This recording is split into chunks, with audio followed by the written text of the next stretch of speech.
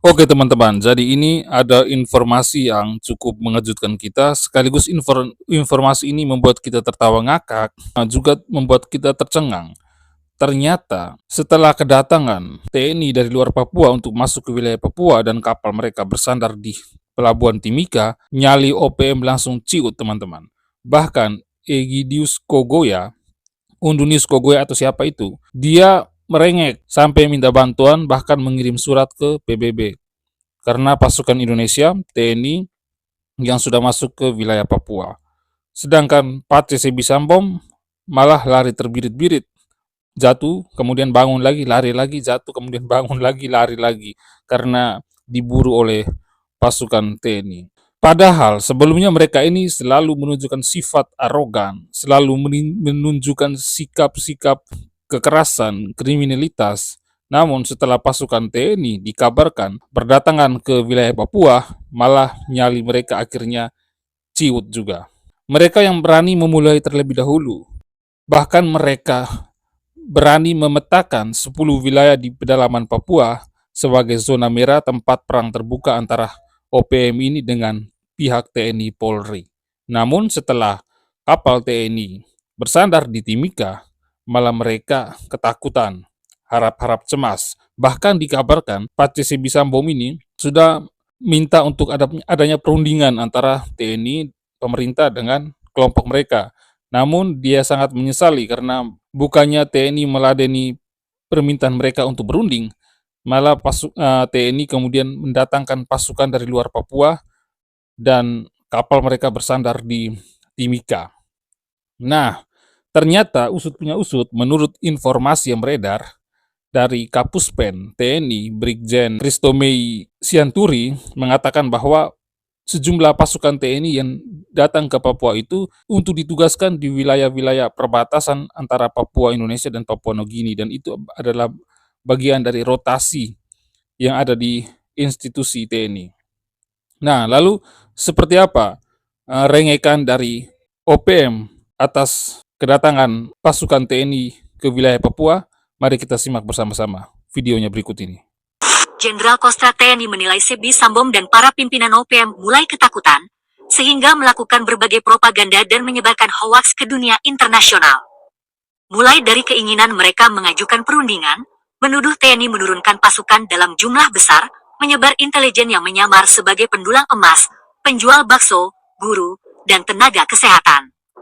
Faktanya, OPM justru melakukan pelanggaran HAM, menebar teror, mencelakai warga sipil yang tak berdosa, hingga menyebarkan ketakutan.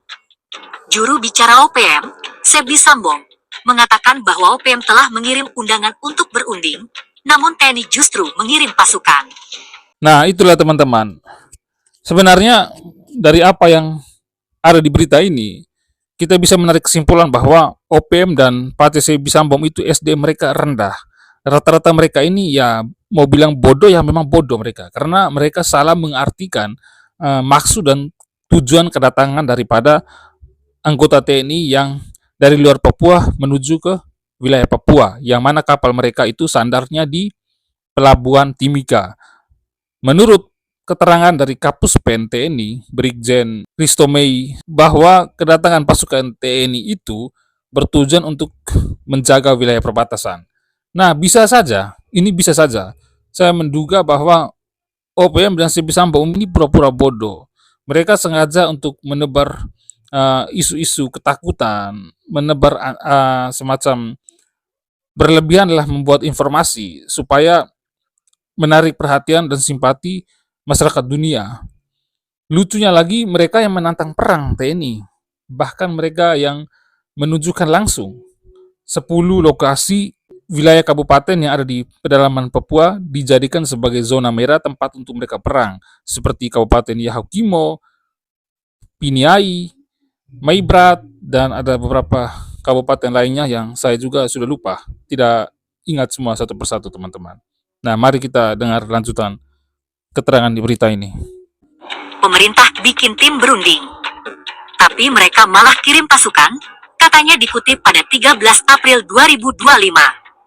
Karena itu, OPM mengaku telah mengirimkan surat ke PBB dan beberapa negara Eropa agar menjadi fasilitator dalam perundingan. Mereka di Eropa sana bersedia mendukung kami, ucapnya. Namun, beredar informasi bahwa apa yang disampaikan Sebdi tidak sesuai fakta.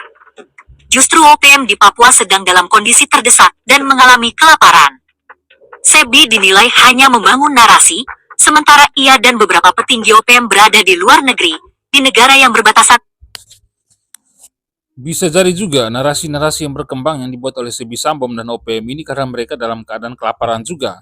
Karena ya di berbagai penjuru tempat yang ada di pedalaman Papua itu sudah dijaga ketat oleh aparat TNI Polri sehingga ruang gerak mereka itu sudah mulai terbatas, mulai sempit.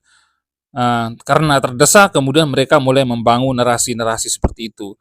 Seolah-olah bahwa TNI Polri ini ingin menghabisi mereka dan lain sebagainya. Padahal faktanya mereka lah yang merupakan pelaku pelanggaran HAM sesungguhnya. Mereka lah yang selama ini banyak menghabisi aparat TNI Polri. Mereka juga menghabisi orang-orang yang mereka duga itu adalah orang-orang bagian dari TNI Polri atau bagian dari intelijen. Nah, seperti informasi terbaru teman-teman, OPM ini kemudian menghabisi para pendulang emas di wilayah Hokimo yang berjumlah kurang lebih 16 orang yang menjadi korban dari kebiadaban dan kekejaman OPM tersebut. Kita lanjut. Langsung dengan Papua. Banyaknya anggota OPM yang menyerahkan diri dan berikrar kembali ke pelukan NKRI merupakan bukti bahwa OPM mulai terdesak oleh pengamanan TNI Polri yang melakukan pendekatan teritorial secara cerdas. Iya, menarik juga nih, karena TNI semakin banyak ke wilayah Papua untuk menjaga keamanan teritorial wilayah Papua, sehingga akhirnya membuat banyak sekali anggota OPM yang kemudian mereka menyerah diri dan berikrar kembali ke pangkuan Ibu Pertiwi. Ini karena mereka sudah semakin terdesak. Kekuatan mereka yang hanya seupil itu tidak mampu melawan jumlah kekuatan daripada anggota TNI Polri. Sehingga banyak daripada anggota OPM ini yang kemudian menyerah diri dan kembali ke pangkuan Ibu Pertiwi.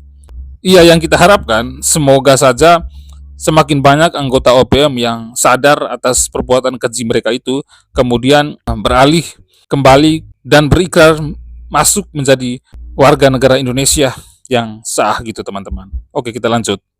Hal ini diperkuat oleh pernyataan Kepala Pusat Penerangan TNI, Kapuspen TNI, Brigadir Jenderal Kristome Sianturi. Ia menegaskan bahwa OPM tidak perlu takut dengan kehadiran pasukan TNI di Papua. TNI memiliki kewajiban membangun Papua sebagai bagian dari Indonesia. Jika niatannya baik, kenapa harus takut dengan kehadiran TNI? Katanya pada 15 April 2025. Lah, katanya kan OPM ini kan orang-orang hebat, orang-orang yang sangar, garang, jago. Kenapa kalian merasa terdesak dengan kehadiran anggota TNI yang kemudian masuk ke wilayah Papua? Padahal mereka datang ini punya tujuan baik, punya tujuan yang damai, yaitu ingin membangun tanah Papua. Lalu kenapa kalian selalu membangun narasi-narasi yang memojokkan pihak TNI Polri, termasuk juga pemerintah Indonesia? Bahkan kalian menyurati PBB, kalian meminta bantuan negara-negara luar untuk ikut berunding terkait dengan kemerdekaan Papua.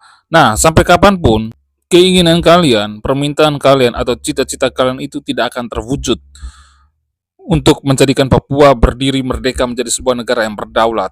Alasannya apa? Karena perbuatan kalian itu sangat keji sekali. Kalian menginginkan kemerdekaan tapi dengan cara-cara atau dengan jalan kekerasan, kalian menghabisi orang-orang yang sama sekali tidak tahu menahu atas apa yang kalian lakukan, dan mereka yang sama sekali atas tuduhan yang tidak berdasar dari kalian bahwa mereka adalah bagian daripada aparat TNI Polri atau bagian dari mata-mata atau intelijen TNI Polri.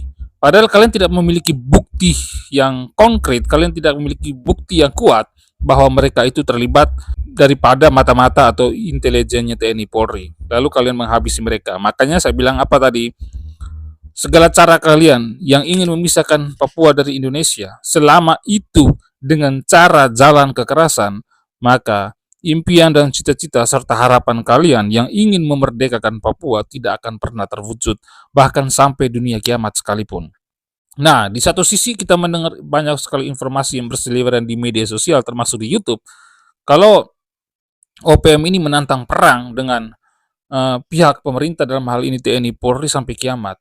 Lah, katanya kalian ingin berperang sampai kiamat, tapi ketika aparat yang baru jumlah sedikit itu masuk ke wilayah Papua hanya karena bertugas ingin menjaga wilayah perbatasan, kok nyali kalian langsung ciut? Berarti kalian ini memang tidak punya nyali. Kalian ini hanya hebat berkoar-koar di ruang media sosial. Dan kalian ini hanya berani karena kalian itu ada di tempat, di hutan yang mana kalian menguasai medan tersebut, sehingga kalian itu punya nyali. Tapi ketika pasukan TNI semakin banyak datang ke wilayah Papua, malah nyali kalian ciut.